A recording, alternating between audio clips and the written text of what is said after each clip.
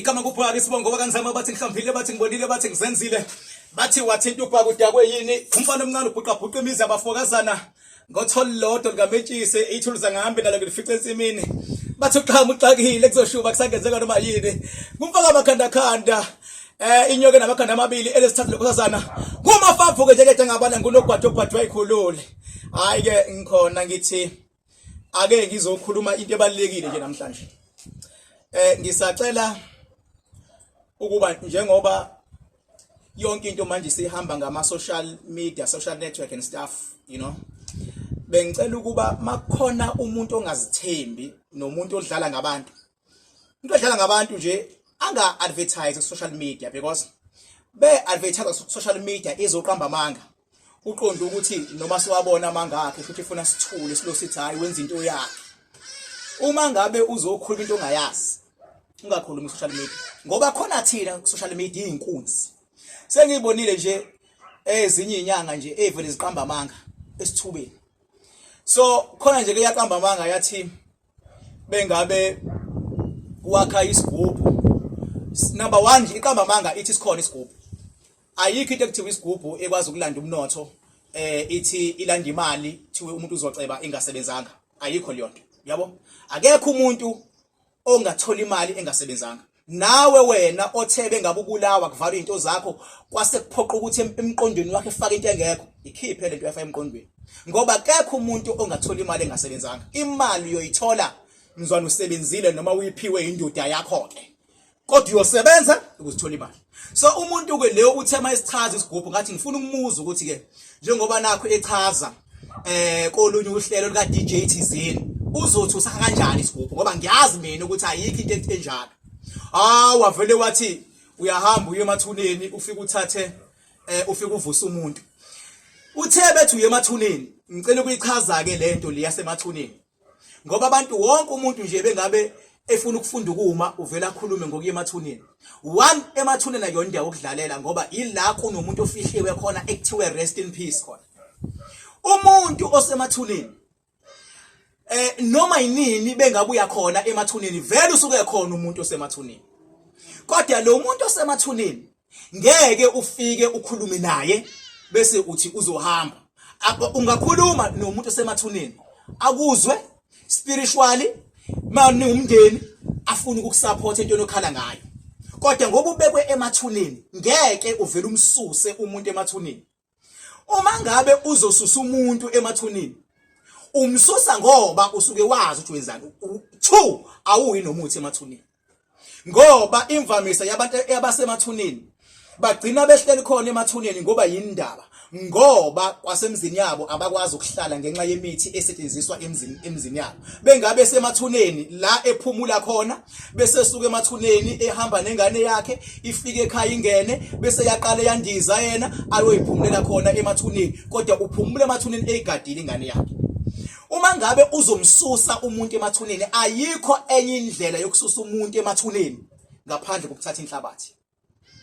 ayikho enye indlela ongasusa ngayo umuntu emathuneni ngaphandle kokuthatha inhlabathi yethuna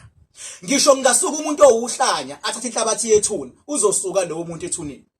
yabo umehluko ukuthi le nhlabathi ayithathile yethuna izomhlanyisa ngoba wenzani uthatha into angazazi ukuthi uzoyenzani izomhlanyisa ayikho into ekuthiwa ukuyethuneni ufike uvusa umuntu bese wakha isigubhu bese uthuma umuntu uthi nasi isigubhu hamba uye kokwenza imali ayikho leyo nto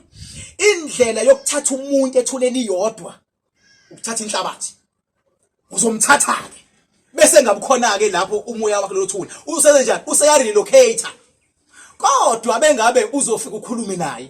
ungathathi inhlabathi usuke wenza ngendlela ehlelekile ufuna izibusiso uyamcela ukuthi akwembathe uhambe naye engimbathile uye konqoba la unqoba khona akugade ufike ekhaya awugade umsindo bengabe yonke into sekulelwe masekulelwe useyasuka ke yena uyoyiphumulela kuphi ethuneni lakhe bengabe futhi usufuna futhi ukuthi akuphelezele niya somewhere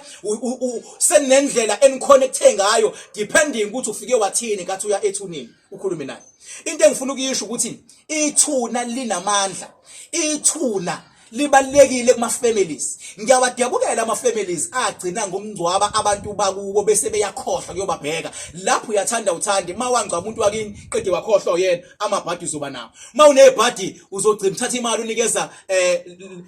lezi inhlanya zenyanga ezikhuluma ngendaba zegubhu. Athi umuntu khona isigubhu azajuluka umuntu aziyajuluka umuntu abe manzi te ebheda.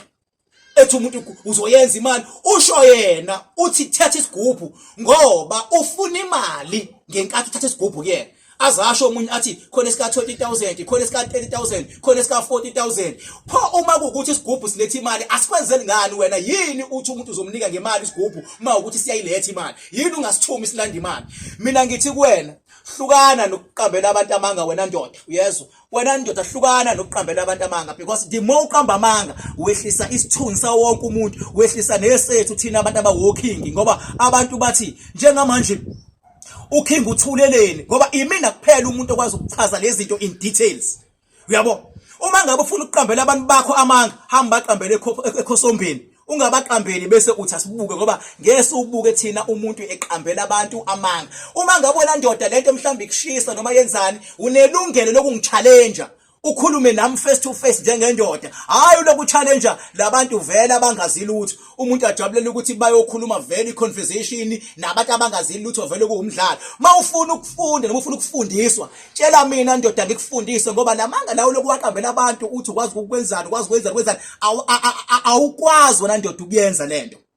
Ngiyahloniphisa ukuthi ngingabizi ngegama ngoba ngiyona indoda eyodwa maningi lamadoda angifuni ngicine ngibize eyodwa engingathi yona kuphela khohlisa abantu baningi abadlale ngabantu umuntu adele imali ezinkulu 500,000 100 umuntu eyitshela ukuthi khonto uzoceba khona imali ezofika nane senihleli negubhu emakhaya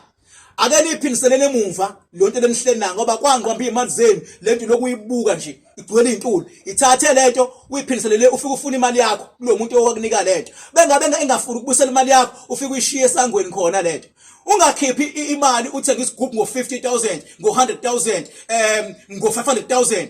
mangabe asikusebenzeli ulokuthi uyakosilahla hamba ibali sibindi tshela umuntu lento yakhe ayisebenzi bese ushiye esangweni khona. Enkathi ushiye esangweni khona amabhadi akhe azophinda phindeka.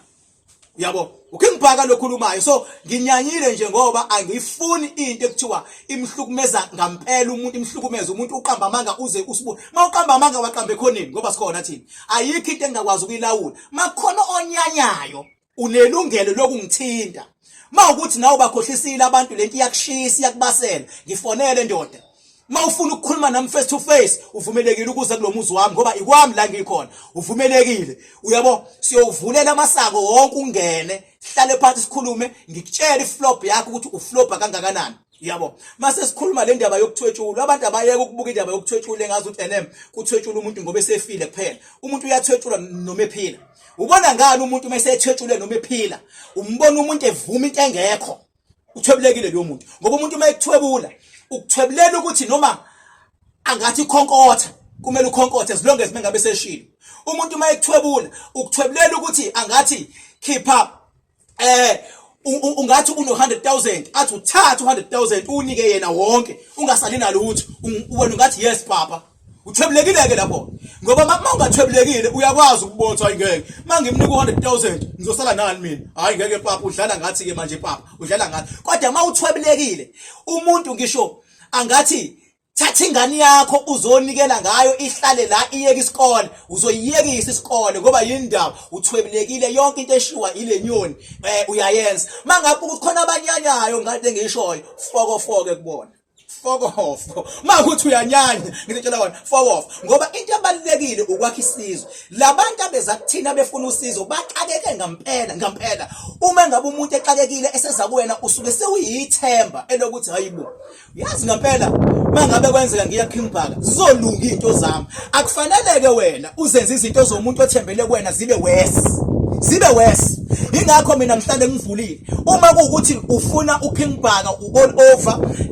unelungelo lokuza kumina ama gates yes ayakhiwa yes i-tight security yala spiritually and nangokwasemhlabeni nje i-tight security yala ebukhosini kodwa noma yini mawufikile you are more than welcome Because of course you are the one who made me to be a King Bhaka, that of course I am today, you know. So I can't pretend as if I am a King Bhaka just because of the praises of somebody whom you can't even know ukuthi who are those people. Mina nje I know it very well ukuthi abantu abangenzile, people who made me. That is why I will always stand and protect and guide them, you know.